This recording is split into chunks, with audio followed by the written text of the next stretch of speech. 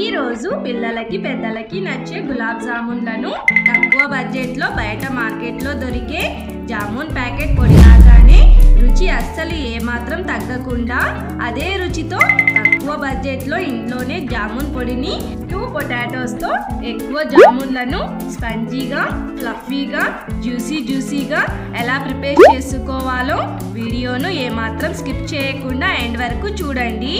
ఈ పొటాటోస్ గులాబ్ జామున్ను ఒక్కసారి మీరు ట్రై చేసి రుచిని చూసారంటే మరీ ఇలానే జామున్లను ప్రిపేర్ చేసుకోవాలనిపిస్తుంది। ఇప్పుడు ఏమాత్రం లేట్ చేయకుండా వీడియోలోకి వెళ్ళిపోదాం। ఇప్పుడు స్టవ్ను మీడియం ఫ్లేమ్లో ఉంచి 2 పొటాటోస్ను కుక్కర్లో వేసి ఒక విజిల్ వచ్చినప్పుడు స్టవ్ను ఆఫ్ చేసేయండి। ఈ పొటాటో గులాబ్ జామున్కి పొటాటోస్ను ఎక్కువగా బాయిల్ చేసుకోకూడదు। పొటాటోస్ను కేవలం 70% దాకా ఉడికించుకోవాలి। ఇది గుర్తుపెట్టుకోవాల్సిన విషయం అండి। ఈ ఉడికించిన పొటాటోస్ని ఒక ప్లేట్లో తీసుకొని కొద్దిగా చల్లారాక పొటాటోస్ పిల్ను తీసేయండి। పిల్ తీసిన పొటాటోస్ను గ్రేవ్ చేసుకోవాలి। పొటాటోస్ను గ్రేవ్ చేసుకున్నాక పొటాటో ఉండలు ఏమైనా ఉంటే తీసేయండి। ఇక్కడ మనం జామున్లను ప్రిపేర్ చేసుకునేటప్పుడు పొటాటో గ్రేవ్లో పొటాటో ఉండలు ఉండకూడదు।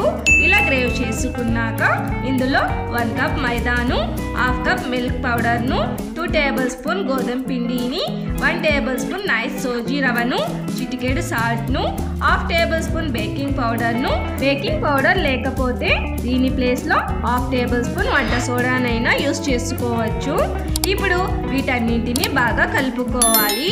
ఇక్కడ మీకు పొటాటోస్ ఎక్కువగా ఉడికినట్లయితే ఇంకో 2 టేబుల్ స్పూన్ల మైదా పిండిని వేసుకొని వీడియోలో చూపించిన విధంగా పిండి మొత్తం ఇలా బాగా ఒత్తుకోవాలి। మరి పిండి ఏమైనా గట్టిగా అనిపిస్తే 1 to 2 టేబుల్ స్పూన్ కాచి చల్లారిన పాలను వేసి ఇలా మంచిగా కలుపుకోవాలి। పిండిని ఇలా కలుపుకున్నాక దీన్ని ఒక 10 నిమిషాల వరకు నానబెట్టుకోవాలి। పిండి నానేలోపు స్టవ్ను మీడియం ఫ్లేమ్లో ఉంచి ఏదైనా ఒక మందంగా ఉన్న గిన్నెనైనా లేకపోతే ఇలాంటి ప్యాన్ అయినా పెట్టుకోండి। మనం తీసుకున్న 1 కప్ మైదాకి 1/2 కప్ మిల్క్ పౌడర్కి కరెక్ట్గా 1.5 కప్ షుగర్ను వేసి 2 కప్ వాటర్ను వేసి కొద్దిగా జామున్ ఫ్లేవర్ కోసం 2 ఇలాచీలను దంచి వేయండి। మరి అలాగే 1 టేబుల్ స్పూన్ దాకా నిమ్మకాయ రసంను వేసుకోండి। నిమ్మరసంను పాకంలో వేయడం వల్ల చక్కెర పాకం గట్టిగా తేనె పాకం లాగా తీగ పాకం లాగా ఉండకూడదు। మనం జామున్ పాకాన్ని తేనె పాకంలా తీగ పాకంలా చేసుకోకుండా జస్ట్ షుగర్ కరిగేంత వరకు స్టవ్ పై ఉంచితే చాలు। చూడండి చక్కెర మంచిగా కరిగిపోయింది। ఇప్పుడు స్టవ్ను ఆఫ్ చేసి దీనిపై ఒక మూతను పెట్టి పాకం గోరువెచ్చగానే ఉండేలా చూసుకోండి। 10 నిమిషాల వరకు నానిన పిండిని తీసుకొని చిన్న బాల్స్ లాగా చేసుకోవాలి। జామున్ బాల్స్ చేసుకునేటప్పుడు చేతికి కొద్దిగా నెయ్యినైనా ఆయిల్నైనా అంటించుకొని ఇలా జామున్ బాల్స్లను చేసుకోండి।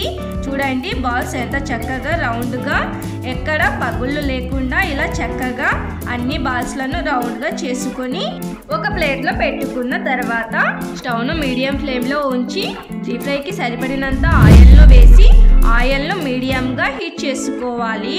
ఆయిల్ ఎక్కువగా హీట్ అయితే జామున్ బాల్స్ తొందరగా మాడిపోయే ఛాన్సెస్ ఉంటాయి।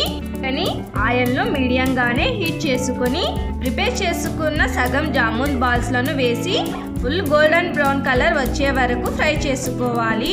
ఈ పొటాటోస్ జామున్ చాలా బాగుంటాయండి। మీరు ఒక్కసారి ట్రై చేయండి, మీకే తెలుస్తుంది ఈ జామున్ రుచి ఏంటో। తక్కువ బడ్జెట్లో ఎక్కువ జామున్లను ప్రిపేర్ చేసుకోవచ్చు।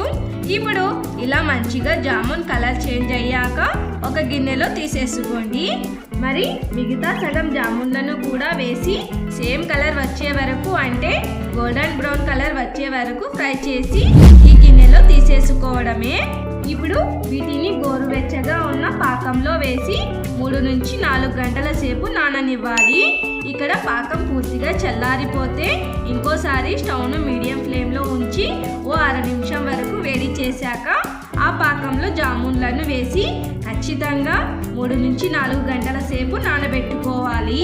4 అవర్స్ అయ్యాక పొటాటో జామున్లను తింటే రుచిని అస్సలు మర్చిపోరు। మరి ఈ పొటాటో జామున్స్లనే చేసుకోవాలనిపిస్తుంది। మా పొటాటో జామున్ల వీడియో మీకు తప్పకుండా నచ్చిందనుకుంటున్నాను. నచ్చితే తప్పక ఒక లైక్ చేయండి. ఇంతవరకు మా వీడియోను స్కిప్ చేయకుండా చూసినందుకు థ్యాంక్ యూ సో మచ్ అండి.